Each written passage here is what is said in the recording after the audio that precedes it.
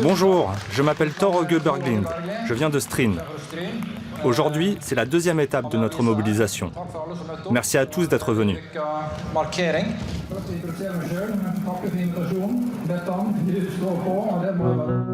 Dans toute la Norvège, un vent de révolte se lève. Celui des parents dont les enfants sont retirés de force. Ma fille a été prise à l'hôpital quand elle avait 2 jours. On ne m'a pas donné la chance d'être parent. Des souffrances individuelles. On m'a enlevé mes 2 garçons il y a 2 ans et demi. Se mêlent à des mémoires brisées.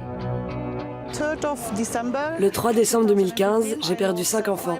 Ils ont failli en prendre 6. Ses parents et des milliers d'autres sont en lutte contre le système de protection de l'enfance, appelé Barnevernet en Norvège. Ces agents sont présents dans toutes les communes. Chaque année, ils enquêtent dans plus de 44 000 familles. C'est 3 fois plus qu'en France. Et chaque jour, ils décident de placer 4 à 5 enfants. Mon obligation, s'il y a le moindre conflit d'intérêts entre les parents et les enfants, c'est de prendre le parti des enfants, et non celui des parents. À quelques kilomètres au nord d'Oslo, habite un jeune couple. On va vous trouver les plus belles photos de Lucas. On voit, j'avais les larmes aux yeux. Christine et Robert ont eu un petit bébé l'année dernière, Lucas. Mais aujourd'hui, ils ne le voient plus que 8 heures par an. Ah, là, il était fatigué. Ils ont passé 1 mois tous ensemble avant d'être séparés. À quelques jours de ce qui aurait dû être leur premier Noël en famille, Christine a vu débarquer la police et des agents du Barnevernet. Robert était encore au travail. Une amie a filmé la scène.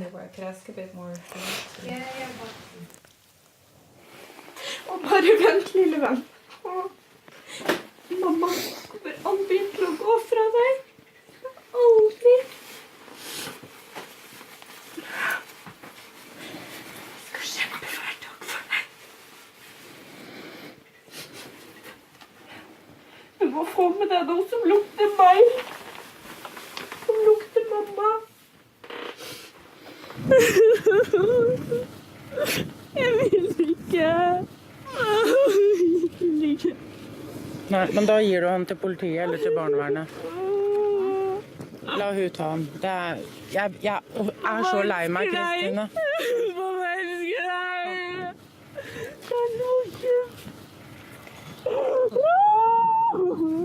J'ai à peine eu le temps de lui dire au revoir et ça s'est arrêté là. Puis on s'est retrouvés tout seuls. On était complètement dépossédés. On avait perdu le contrôle de la situation.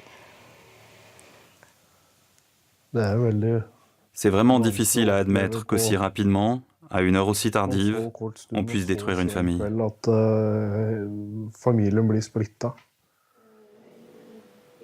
Pour légitimer son acte, le Barnevernet s'appuie sur un diagnostic d'il y a 8 ans, réalisé quand Christine était encore adolescente. Le Barnevernet dit que j'ai été diagnostiquée avec un syndrome de retard mental mineur. Mais sur ce papier, presque tout en bas, il est écrit que je ne rentre plus dans cette catégorie. Alors que pour les institutions, j'en fais encore partie. Moi, j'ai consulté 2 psychologues différents qui ont émis 2 rapports disant que je n'ai pas de retard mental.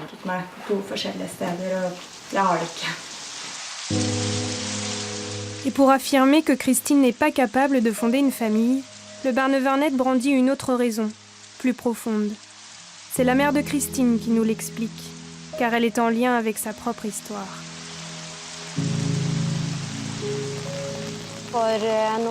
Il y a quelques années, quand mes enfants étaient petits, je suis arrivée à un point où j'ai dû demander de l'aide au service de protection de l'enfance.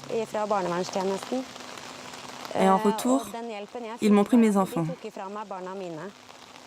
J'ai pu garder le plus petit, mais les 2 aînés ont été retirés de la maison. Ils ont été séparés dans différents foyers d'accueil, puis dans des institutions. Et Christine ne s'est pas très bien adaptée. C'est à cause de cette histoire qu'ils sont intervenus et lui ont pris son enfant.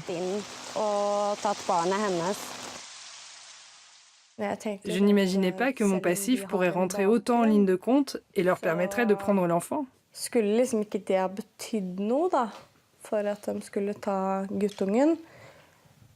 Moi, j'ai pensé qu'ils allaient venir nous observer ou qu'il fallait faire quelque chose de très grave pour qu'ils viennent enlever un enfant. Mais apparemment, non.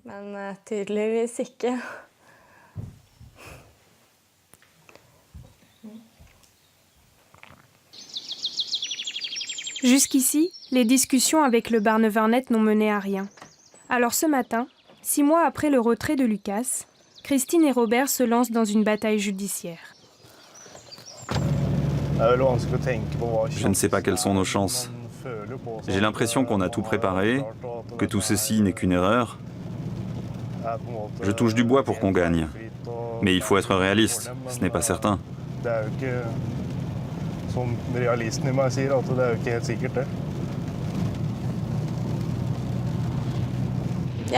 J'ai très peur d'arriver au tribunal et de devoir me battre contre le Barnevernet.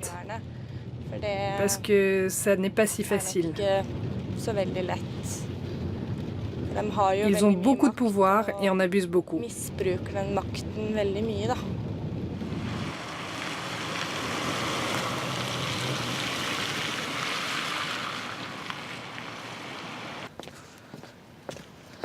La mère de Christine est venue pour les soutenir.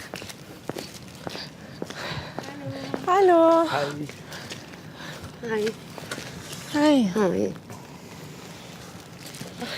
Tu es nerveuse?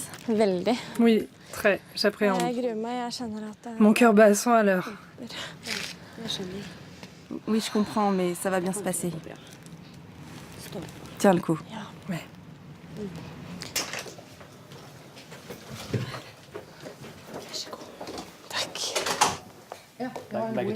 L'avocat de Christine est convaincu qu'il pourra renverser la situation. Ce que je vais m'efforcer de souligner, c'est qu'on a retiré un enfant d'une jeune mère, non pas parce qu'elle l'a maltraité, mais parce qu'elle a eu une enfance compliquée. Et ça, ce n'est pas juste.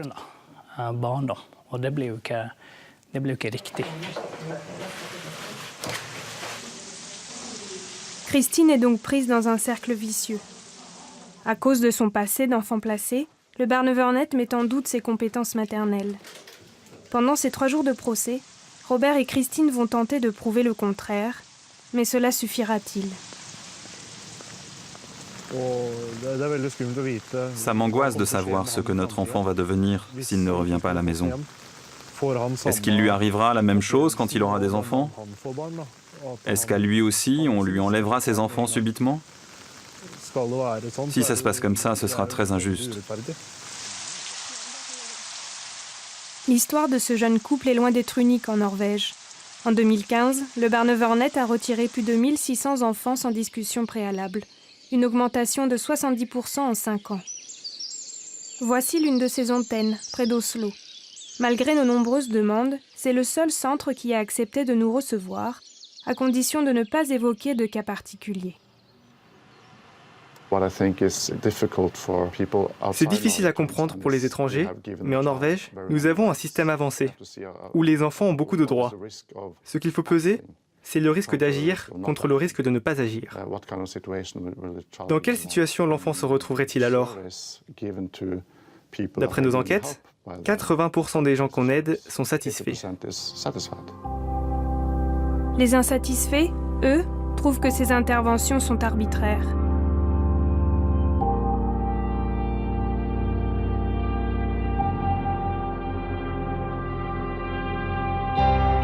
Pour Thor, par exemple, tout est parti d'une tape sur la main, un geste interdit par la loi norvégienne. En quelques minutes, il a perdu son fils et sa fille. C'était il y a 2 ans. À ce moment, j'étais en mission sur un autre continent, au Ghana. J'ai reçu un message de mon ex-femme, comme quoi il fallait que j'appelle le service de Le Barnevernet, en fait. Je les ai appelés et ils m'ont dit « Bon, nous venons tout juste d'aller chercher vos enfants à l'école. Nous voulons les interroger. » J'ai dit « Bon, d'accord, pour quelle raison ?» Votre ex-femme nous a dit qu'il lui était arrivé de donner une petite correction, comme ça. Je leur ai répondu « Alors je reviens tout de suite et je vais récupérer les enfants. » Mais ils m'ont rétorqué « Malheureusement, votre fille nous a aussi dit que vous l'aviez agrippée par l'épaule et grondée. Donc ce n'est pas la peine de venir les chercher. »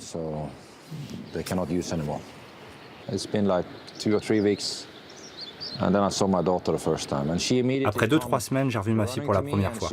Elle a couru dans mes bras et elle a tout de suite dit « Tu me manques tellement et je veux rentrer à la maison. » Pas un seul mot de tout ça dans les rapports, rien. Parce que ça ne rentre pas dans l'histoire qu'ils veulent raconter.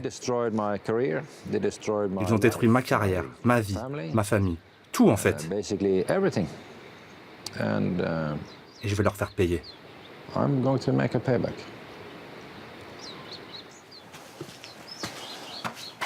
L'amertume de Thor a grandi au point qu'il a abandonné son métier de pilote d'hélicoptère. Il consacre désormais tout son temps à ce combat contre les excès du Barnevernet. Au début, beaucoup pensaient que ce serait impossible de rassembler tout le monde. Et moi, j'en ai fait mon cheval de bataille. J'ai dit « Montrons au gouvernement qu'on peut faire l'impossible en se réunissant. » Et j'ai organisé un rassemblement à Stryn.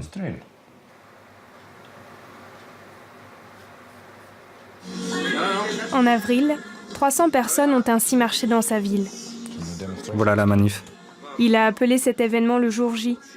Pour lui, les forces de la résistance sont sorties de l'ombre pour la première fois. On n'avait jamais rien vu de pareil. Et ce n'est que le début. Pour mobiliser, tous les moyens sont bons. Des clips vidéo fabriqués à l'étranger et des meetings partout dans le pays. Thor reprend la route. En 2 ans, il a parcouru plus de 50 000 kilomètres pour marteler ses arguments.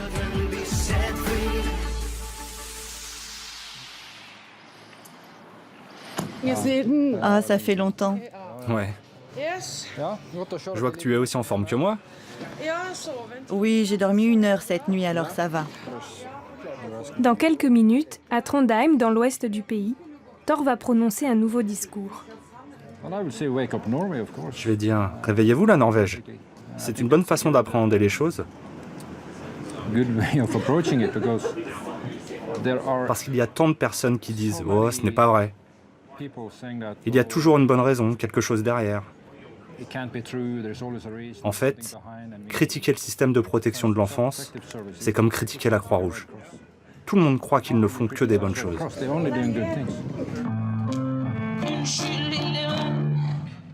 Midi approche.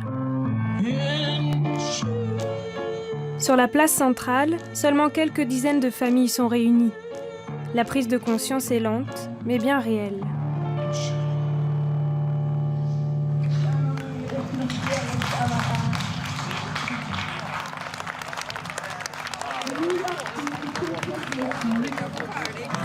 Et petit à petit, les arguments de Thor font leur chemin dans les esprits. C'est un système fait par des adultes. Songez à comment un enfant le vit quand on l'arrache à sa famille, ses jouets, ses amis, son école, à tout cet environnement qu'il sécurise. C'est la pire chose que l'on puisse faire. Thor s'est donné une autre mission. Recenser les témoignages des victimes souvent isolées et livrées à elles-mêmes. Comme cette famille que le Barnevernet a séparée, avant de faire machine arrière 10 jours plus tard. Voici la mère et son fils aîné. Ils ne veulent pas témoigner à visage découvert parce que ça pourrait avoir des conséquences. Ils ont peur que le Barnevernet revienne. On a été répartis dans 2 voitures. Moi, j'étais avec mes 2 frères cadets et les 2 plus jeunes étaient dans l'autre voiture. Ils étaient effrayés. Je crois qu'ils avaient autant peur que nous. Ils voulaient juste savoir où étaient papa et maman, ce qui se passait, où on allait. Tout ça ne me paraissait pas réel. C'était comme si on était dans un film. Quand mes enfants sont rentrés, j'ai fait une longue liste de tout ce qui avait changé. Ils faisaient des cauchemars, par exemple. Quand j'allais chercher le courrier, le plus petit n'était pas tranquille s'il ne me voyait pas. Et pendant longtemps, il a eu peur quand il voyait arriver une voiture qu'il ne connaissait pas.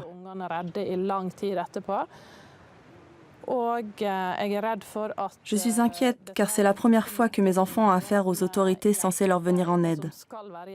J'ai peur qu'ils aient perdu toute confiance en ces instances si un jour ils en ont besoin. Si cette famille est de nouveau réunie, elle fait figure d'exception. Dans 90% des cas, les parents ont beau tout essayer, le Barnevernet l'emporte, laissant derrière lui son lot de traumatismes. Au Parlement, certains députés en sont bien conscients.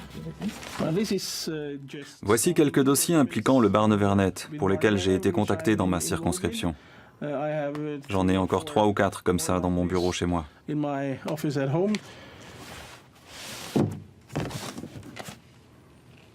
Mais les dossiers s'empilent et rien ne change. Barnevernet est devenu un État dans l'État, en quelque sorte. C'est un système dans lequel il est difficile de s'immiscer. En plus, quand le Barnevernet a pris une mauvaise décision, ou quand il perd en justice, il ne veut pas suivre le verdict du tribunal. Et il fait tout pour retarder la procédure. C'est ce que j'appelle de l'arrogance. Et c'est difficile d'imaginer que le Barnevernet puisse admettre qu'il s'est trompé. Le Barnevernet serait donc intouchable, du moins de l'intérieur. Mais avec la pression internationale qui monte, la donne pourrait changer. Car un quart des familles victimes du système norvégien sont de nationalité étrangère.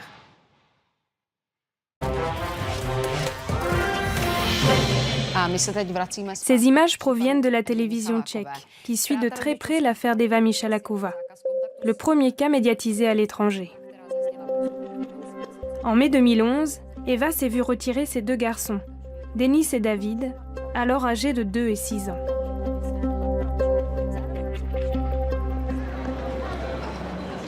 Cinq ans plus tard, nous rencontrons Eva à l'aéroport d'Oslo, à la veille de son 2e procès. D'une minute à l'autre, elle s'apprête à retrouver son père venu de République tchèque. Je me sens stressée, nerveuse. Je suis soulagée de retrouver mon père, mais je me sens tellement sous pression à l'idée que le procès commence.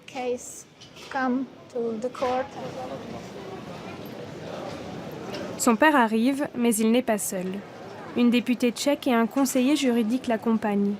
La télévision tchèque, elle, est déjà là. Sois forte, nous sommes ensemble. Je suis tellement nerveuse,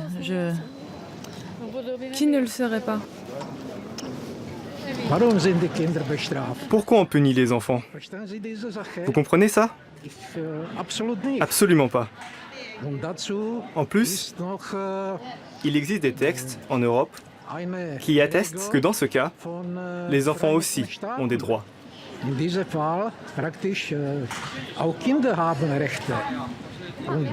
Et le Barnevernet, cette institution norvégienne, ne respecte pas le contenu de ces règles. Aujourd'hui, Eva habite loin d'Oslo, dans le nord du pays. Mais voici le quartier où elle vivait quand le Barnevernet a surgi dans sa vie.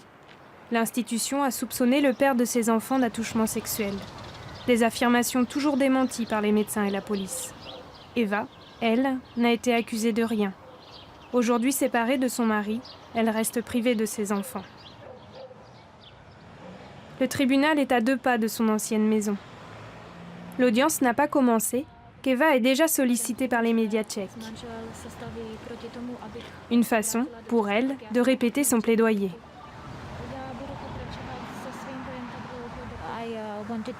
Je veux me concentrer sur le fait que mes enfants sont séparés l'un de l'autre, qu'ils n'ont pas le droit de parler en tchèque, et qu'ils sont coupés de leur culture d'origine.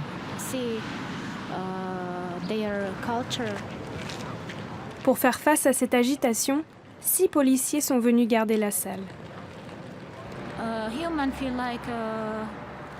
On me prend pour une personne dangereuse, mais est-ce que je suis une meurtrière, une terroriste? Je ne sais pas. Une audience sous haute surveillance, très médiatisée. C'est une chose exceptionnelle dans les tribunaux norvégiens.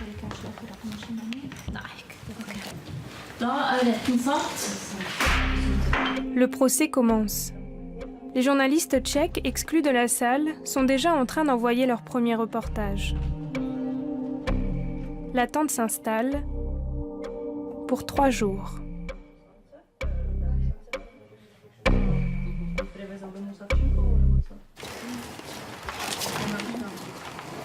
À la sortie, Eva n'a voulu parler à personne.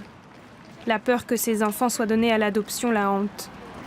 Pour son avocate, norvégienne, cette histoire est le reflet d'un système à la dérive.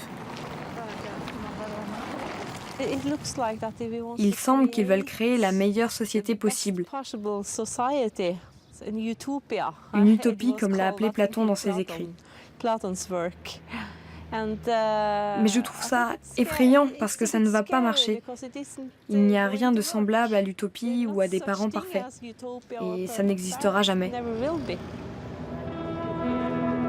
Pourtant, la Norvège semble y croire depuis longtemps. Depuis la création du Barnevernet en 1992, le pays a été condamné à 4 reprises par la Cour européenne des droits de l'homme. Sans conséquence. Alors, pourquoi un tel entêtement?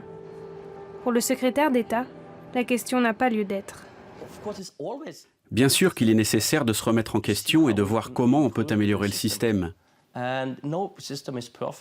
Aucun système n'est parfait. Et des milliers d'êtres humains différents travaillent dans le système de protection de l'enfance. Des erreurs peuvent être commises et on devrait toujours voir comment on peut améliorer le système. Comment nous, les politiciens, nous pouvons l'améliorer. Mais pour cela, il nous faudra des années.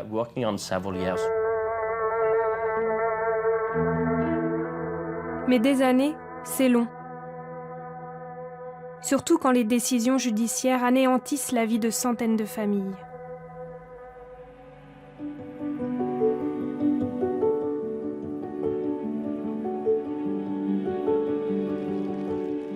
Christine et Robert ne sont pas rentrés chez eux avec leur petit Lucas. Le juge a suivi les arguments du Barnevernet. Pire, leur droit de visite est passé de 8 heures à 4 heures par an.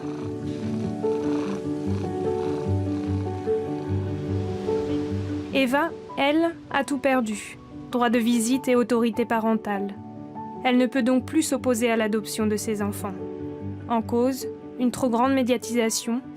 Aussi, les juges craignent de perturber les enfants en les retirant de leur famille d'accueil. Mais Eva va encore lutter, jusqu'à la Cour européenne des droits de l'homme, s'il le faut. Thor a déposé un premier dossier de témoignage à la police. Lui aussi va continuer. J'ai toujours été fier de mon pays, mais ce qui se passe à présent doit cesser. J'implore tous les médias étrangers de venir, de réveiller les médias norvégiens, les politiciens, de les pousser à s'engager. Car tout ça, c'est pour les enfants. Le 1er juillet 2016, la Norvège a enfin accepté d'appliquer la Convention internationale de La Haye sur la protection de l'enfance. Elle ne pourra plus décider seule du destin des enfants de nationalité étrangère. Mais pour les Norvégiens, le problème reste entier.